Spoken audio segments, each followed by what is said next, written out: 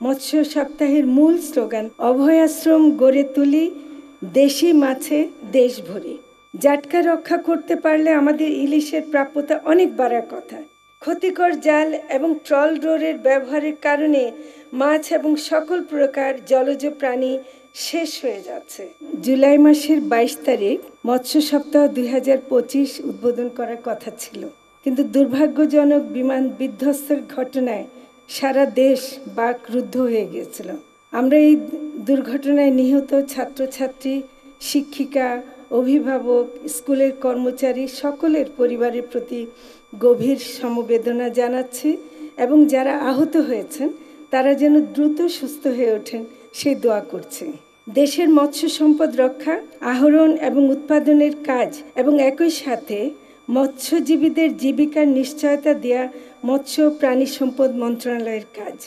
এই মন্ত্রণালয়ের সাথে মৎস্য অধিদপ্তর, মৎস্য গবেষণা প্রতিষ্ঠান, মৎস্য উন্নয়ন সংস্থা, মেরিন ফিশারিজ একাডেমি সহ সবার সম্মিলিত প্রচেষ্টায় আমরা মৎস্য সম্পদে ভরপুর একটা দেশ গড়ে তোলার জন্য কাজ করে যাচ্ছি।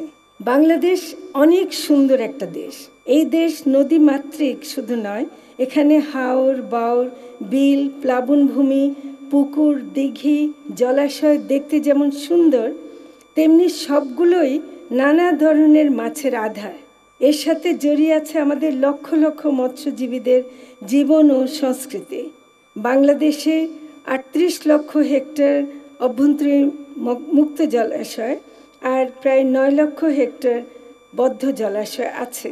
মৎস্য সপ্তাহের মূল স্লোগান অভয়াশ্রম গড়ে তুলি, দেশি মাছে দেশ ভরি। মুক্ত জলাশয়ে অভয়াশ্রম ঘোষণা করে মাছ এবং অন্যান্য জলজ প্রাণী সংরক্ষণ করা যাবে। এই গ্যাজেটটি 29শে জুন 2025 তারিখে প্রকাশিত হয়েছে। অন্তর্বর্তীকালীন সরকারের সময় করা এই কাজটি দেশের মাছের প্রাপ্যতা বাড়ানোর জন্য গুরুত্বপূর্ণ ভূমিকা রাখবে। আমাদের প্রায় 261 প্রজাতির স্বাদু পানির মাছ আর ছোট প্রজাতির মাছ আছে 143টি।